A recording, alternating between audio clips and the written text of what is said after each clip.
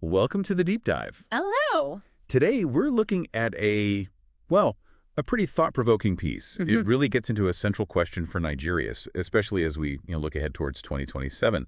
Is the system itself the problem, or is it something else? Exactly. We're diving into an opinion article here. It's from our Nigerian news magazine, published April 23rd, 2025. Hmm. And the title is Atiku Abubakar, the president Nigeria never had and desperately needs in 2027. It's by Matthew Aloy. Right. So our goal here for you listening is to really unpack the arguments in this article. What's the author actually saying about Atiku Abubakar's potential? Especially, considering the challenges Nigeria is facing right now with the next election cycle coming up. It's about understanding this one perspective that suggests maybe, just maybe, the issue isn't democracy itself, but who's been leading. So let's get right to it then. What is the core argument? What's Matthew Aloy really trying to say? Okay, so the author basically argues that Nigeria's had different kinds of presidents. He actually categorizes them. Presidents by fate, presidents by accident, and presidents by chance. Interesting phrasing. Yeah. But what he says has been missing is a leader who comes in with genuine readiness, preparation, and a clear, articulated vision. And, well, he puts Atiku Abubakar forward as fitting that mold. So the idea is preparedness, not just ambition, but actual groundwork. Exactly. And it makes you think, is the author suggesting the current problems stem less from the democratic system and more from, well, the choices made at the ballot box or the circumstances that brought leaders to power? That's a key part of it, I think. The article really stresses this idea of deliberate preparation. It talks about Atiku's previous runs for president. Right, he's tried multiple times. Yes, and the piece frames these not just as, wanting the job, but as consistent efforts backed by policy documents, teams, and so on. It also mentions reasons why he wasn't elected before, things like complexities of ethnic politics or even institutional sabotage. Institutional sabotage. That's quite a claim. It is. It raises questions about the hurdles maybe any prepared candidate might face in that political environment, doesn't it? Definitely. But, okay, the article doesn't just look back. It pivots pretty quickly to the situation now. What critical issues does it highlight? Well, it paints a pretty stark picture connecting the leadership question to current realities. It lists things like a severe economic downturn, deepening insecurity, increasing youth disillusionment, and this sort of growing sense of hopelessness. That's a heavy list. It really is. And it underlines the author's point about why maybe a different kind of leadership is needed right now. How these problems might be chipping away at people's faith, perhaps not in democracy as an idea, but in its power to actually deliver under the leadership they've seen. Okay, so this is where it gets specific about Atiku's record. The article talks about his experience, especially as vice president, right, from 1999 to 2007. Yes, but it emphasizes it wasn't just about holding the VP title. What does it focus on? It highlights his role as chairman of the National Economic Council. And crucially, his leadership in pushing reforms in sectors like telecoms, banking, ports. So, hands-on economic policy involvement. That's the picture painted, yes. Actively shaping things, not just overseeing. And they give examples, I assume. They do. The liberalization of the telecommunications industry is presented as a key example, something driven by his vision, according to the author. And the results of that, nearly everyone has a phone now. That was a massive shift. A huge shift. The article points out it created a lot of jobs, spurred new businesses, and essentially democratized digital communication. It really became central to life for so many Nigerians. It makes you think about the impact one big policy change can have if it's, well, thought through. Absolutely. And it wasn't just telecoms. The article also mentions the Bureau of Public Enterprises, the BPE. Okay, the BPE. What was its role? That sounds a bit more structural. It does. The point made is that the BPE, set up during his time, was key in laying the groundwork for privatization and deregulation in various sectors.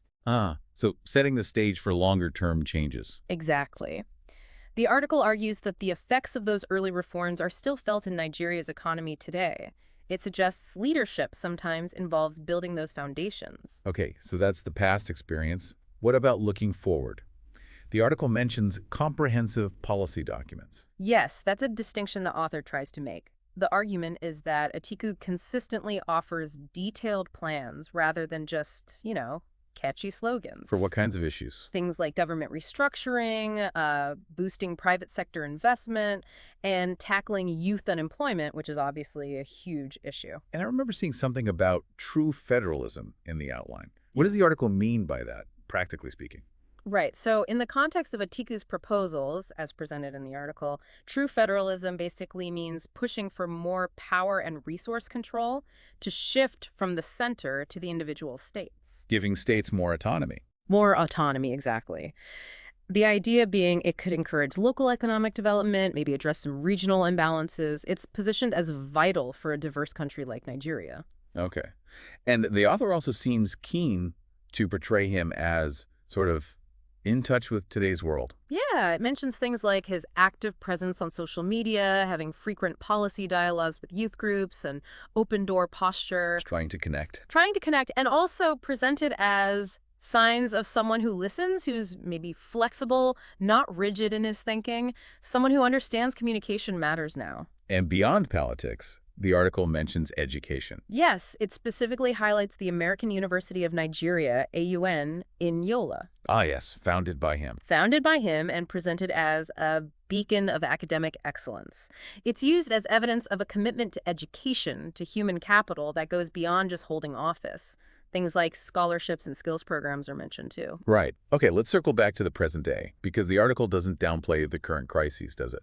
No, not at all. It's quite blunt. It talks about the economy again, inflation is choking families, food insecurity, the currency devaluation. Very real struggles for people. Very real. And then the social side, youth unemployment, underemployment, the Japa wave. The brain drain, yeah. The brain drain, exactly. Plus the security situation with forces stretched thin. These are the big pressing problems the author lays out.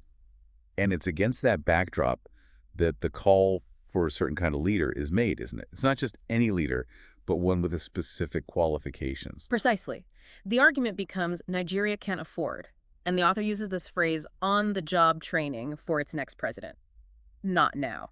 Implying a need for someone ready from day one. Ready from day one, someone with both the political will and the policy understanding to tackle these huge issues immediately. And while the article clearly identifies Atiku Abubakar as that person. Okay, beyond just the policy and experience, what about unity? Nigeria is incredibly diverse, often divided. Does the article address that? It does. It emphasizes what it calls Atiku's unshakable belief in a united Nigeria. So positioning him as a unifier. Yes, someone who can build bridges across the different geopolitical zones. It talks about his appeal, potentially crossing lines north and south, Christian and Muslim, youth and elders. A bridge builder is the term used, I think. In a polarized climate, that's a significant claim. It is. The article supports this by pointing to things like promoting religious tolerance in the past, showing respect for regional concerns, and being willing to discuss difficult topics like power rotation, inclusivity, equity. Sensitive issues. Very sensitive issues, yes. Presenting him as someone who can facilitate those necessary, tough conversations. Now, we have to address the elephant in the room, or at least a major point of discussion. Age. He'll be 81 in 2027. How does the piece handle that? It tackles it head on. It doesn't ignore it. The counter-argument presented is essentially that age isn't a disqualifier if competence is there. So focus on ability, not just the number. Exactly. The article suggests the focus should be on how sharp, visionary, and prepared a candidate is. The underlying message seems to be, look, Nigeria is facing huge problems. Can we afford another experiment? Maybe experience, even at that age, is what's needed. Prioritize substance over sentiment is the phrase used. Right. Sounds like it ends with quite a strong push. It does. There's an analogy about nations missing their moment, overlooking the right leader when they needed them most. A cautionary tale almost. Kind of. The conclusion isn't that he's perfect, but that he's a tested and trusted hand. And the implication is strong. He could be the leader Nigeria needs and deserves in 2027 if the right choice is made. It's definitely trying to persuade the reader. So just to recap for everyone listening, we've gone through this opinion piece from our Nigerian news magazine. The core idea presented is that Nigeria's struggles might stem more from leadership failures than a failure of the democratic system itself. And it makes a case for experienced, prepared leadership, specifically putting Atiku Abubakar forward as embodying those traits, especially as the 2027 election gets closer. And that central message, really aimed at Nigerians concerned about the country's direction, seems to be Perhaps it's time to give competence and preparation a serious chance to tackle these deep-seated problems. The author clearly feels 2027 is a critical moment to break from past patterns. It definitely gives you food for thought. So here's something to leave you with.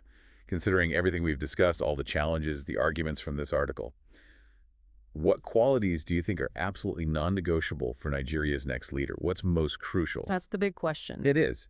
And maybe, just as importantly as 2027 approaches, what role can individual Nigerians actually play in making sure those qualities end up being prioritized? How does that happen on the ground? Lots to think about. Thanks for taking this deep dive with us.